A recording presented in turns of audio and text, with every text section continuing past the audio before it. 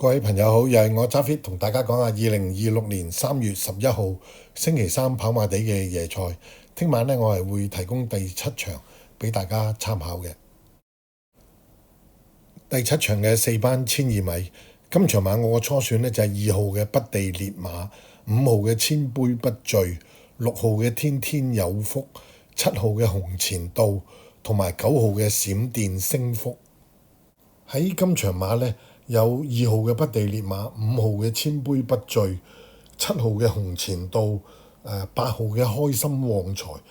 呢幾匹馬呢，嗰個前速呢都係比較快啲嘅。咁啊，所以呢，喺呢場馬呢，我估計嘅係一場步速偏快嘅賽事。形勢上呢，應該對一啲後上馬呢係比較有利嘅。6號嘅天天有福呢，今季咧出賽嘅次數唔多，咁啊總共咧先係跑咗3場馬。咁佢跑呢個路程咧係跑過一次，就係上年嘅11月12號。咁啊嗰場馬咧，咁佢沿途咧喺尾嘅位置嗰度，咁啊轉入直路咧，咁喺從後殺上嚟咧，就贏嗰匹冠金旗咧係3/4馬位。贏咗馬之後咧，就跟住跑咗2場嘅田草千二，咁對上一場咧落敗咧，咁賽後咧原來咧係氣管多血，咁啊嗰場馬咧可以抹咗佢啦。咁啊最近喺2月19號咧由何澤堯跑呢個田草千二咧，咁喺嗰場馬咧佢係跑過第4，咁啊輸俾線路英雄3個馬位，咁啊嗰場馬咧佢2、3、4名咧嗰個距離咧都係好近嘅。咁啊線路英雄咧喺4班咧根本就係超班嘅。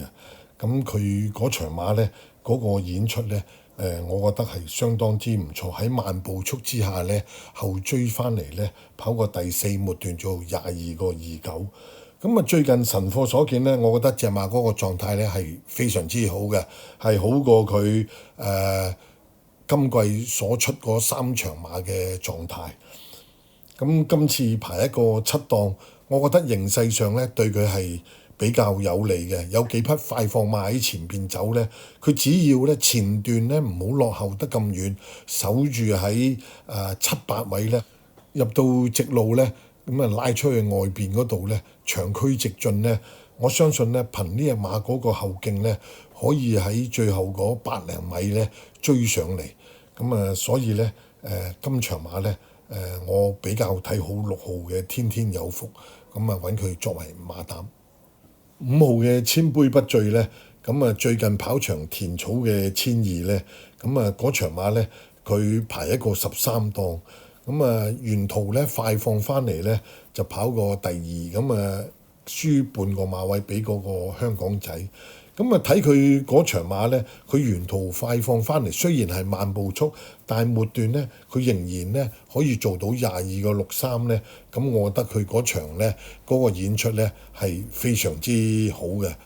晨課所見咧，匹馬嗰個狀態咧係非常之好嘅。今次排一個6檔，咁啊睇翻過往呢隻馬嗰個賽績咧，其實佢後上都得㗎。咁我估計咧北地烈馬同埋開心旺財紅前道喺前面走咧，呢匹千杯不醉咧應該會守住喺3、4位嘅。咁其實咧呢場馬咧，如果我唔係揾天天有福做膽咧，就係揾呢匹千杯不醉做膽嘅。睇下我有冇揀錯啊？咁我認為千杯不醉咧都係其中一匹可爭勝嘅馬。2號嘅北地烈馬咧，咁啊上一場贏呢個路程咧，睇嚟咧都係贏得尚算輕鬆嘅。贏嗰匹比特星咧係1又1/4個馬位。咁今場馬咧佢好彩喎，排到一個非常有利嘅1檔喎。咁啊呢隻馬前邊又夠快，咁啊貼住條欄嚟走咧，咁啊形勢上咧係非常之有利嘅。咁但係咧佢今場馬比上一場贏馬咧要負多7磅，134磅。咁如果咧沿途咧冇馬燒佢嘅話咧，俾佢輕鬆控制步速嘅咧，咁今場馬咧佢仍然咧都係好有機會咧走入前3名嘅。9號嘅閃電升幅咧，喺神貨所見咧，我覺得匹馬咧嗰個成熟同埋嗰個狀態咧都係比起之前咧係有進步嘅。咁上一場咧，佢跑呢個路程咧排一個11檔咧，咁入到直路咧，佢喺外邊嗰度衝咧，但係咧隻馬咧就內閃啊，咁影響咗嗰個推騎啦，咁所以咧嗰場馬咧佢係只係跑過第5，輸俾頭馬2個幾馬位。咁今次咧佢排一個12檔咧，我估計嘅佢一出閘咧會拉到最後咧貼住條欄走咧，試下咧可唔可以入到直路咧喺內欄嗰度竄上嚟。咁今場嘅9號閃電升幅咧，我認為佢有啲冷門機會嘅。7號嘅紅前道咧跑呢個路程咧演出非常之穩定嘅，一個第一，兩個第二，3個第三，只係一次唔入圍。咁今場馬咧，我唔揀呢匹馬入圍咧，主要咧就係今場佢所對嘅對手咧係非常之強，而且咧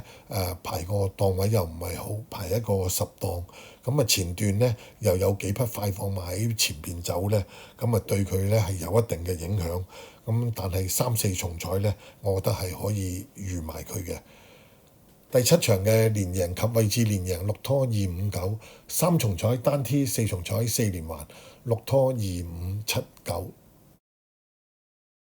如果各位朋友有興趣想加入揸 fit 論馬群組，同我哋一齊玩呢個連贏過關或者3T 嘅呢，付少少費用呢，可以用65468512 65468512 WhatsApp 俾我。最後我都係講翻嗰幾句説話，小注可怡情，細細注玩下，祝大家好運，拜拜。